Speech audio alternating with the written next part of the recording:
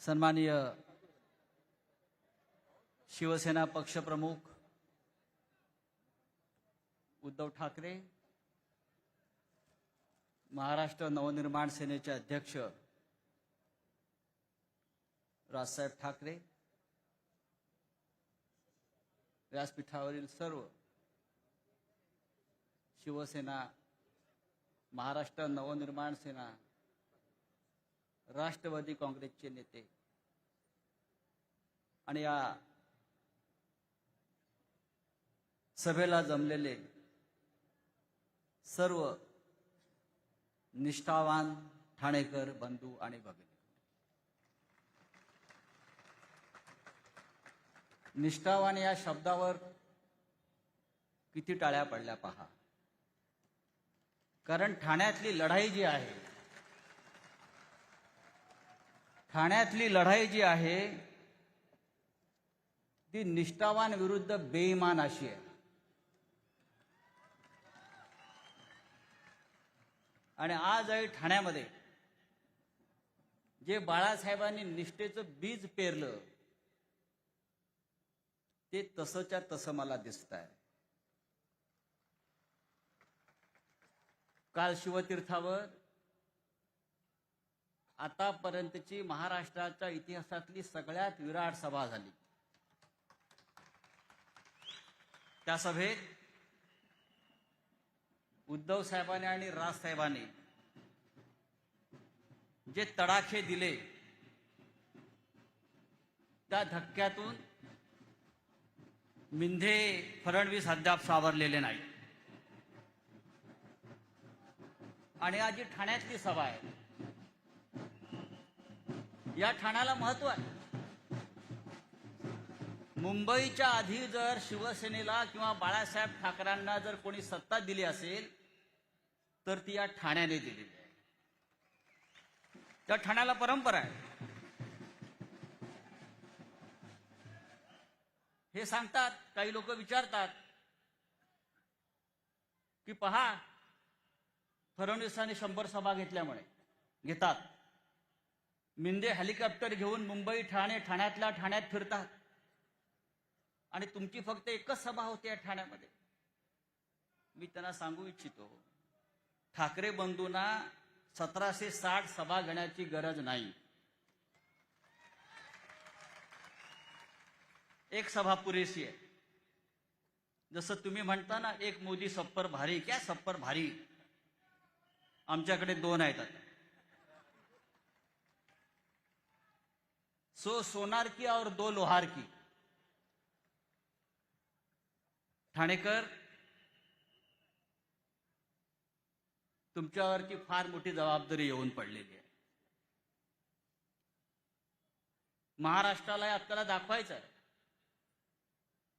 लोकसभेला काय झालं, विधानसभेला काय झालं, कसे घोटाळे केले आणि विजय प्राप्त केला ते सोडून द्या. पण ठाण्याच्या महानगरपालिकेवर ठाकरे बंधूंचा, शिवसेना मनसेचा भगवा फडकवण्याची जबाबदारी ही ठाणेकरांवर आहे. या महाराष्ट्राची मराठी भाषा, मराठी संस्कृती याचं केंद्र ठाणे आहे.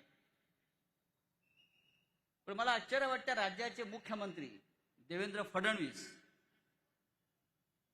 यांना कोणीतरी सांगायला पाहिजे की या राज्याची भाषा मराठी आहे. काय 2 दिवसापूर्वी ते वसई विरारला होते महानगरपालिकेच्या प्रचाराला. आम्ही असं मानतो की वसई विरार हा मराठी मुलूक आहे, पण आपल्या मुख्यमंत्र्यांनी तिथे हिंदीमध्ये भाषण केलं.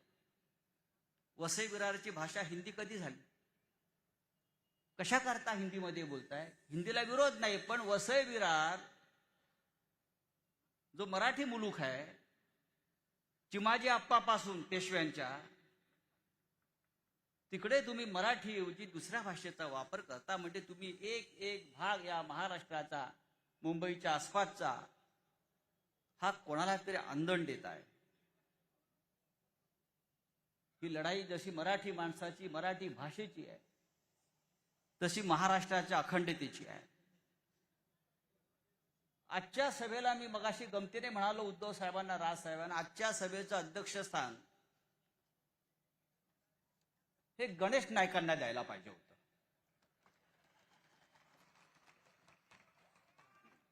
गणेश नाईकांना आज आमंत्रित करायला पाहिजे होतं आजच्या सभेला. कारण गेल्या काही दिवसापासून गणेश नाईक जे भाजपचे मंत्री आहेत ते ज्या प्रकारचे फटाके फोडतायत इकडल्या बेईमानांच्या खुर्चीखाली, त्याचा आपण सगळ्यांनी गांभीर्याने विचार करण्याची गरज आहे. गणेश नाईक म्हणतात, भाजपचे मंत्री, मला माझ्या सृष्टीने परवानगी दिली तर नवी मुंबईत मी एकनाथ शिंदेचा टांगा पलटी करीन आणि त्याचे घोडे फरार नाही ते बेपत्ता करीन. हे कोण म्हणताय? तर फडणवीसांच्या कॅबिनेटमध्ये भाजपचे वरिष्ठ मंत्री म्हणतात. माझं गणेश नाईकांना आव्हान आहे, आपण सुरुवात केलेलीच आहे भ्रष्टाचाराविरुद्ध लढण्याची. भ्रष्टाचारांचा आणि बेईमानांचा टांगा पलटी करायला कोणत्याही हायकमांडची गरज लागत नाही. हा विषय महाराष्ट्राच्या हिताचा आहे. तुम्ही नवी मुंबईत टांगा पलटी करा, मुंबई ठाण्यामध्ये उद्धव साहेब आणि राजसाहेब त्याचा टांगा पलटी करतील.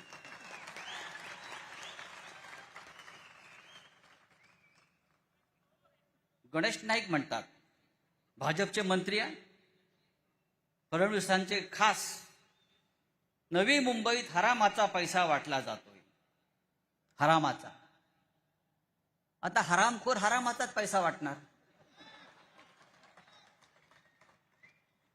गणेश नाईकांना आमचं आव्हान आहे, हरामाचा पैसा म्हणजे कुठला पैसा? आपण मंत्री आहे, महाराष्ट्राच्या जनतेला कळू द्या की हरामाचा पैसा वाटला जातोय.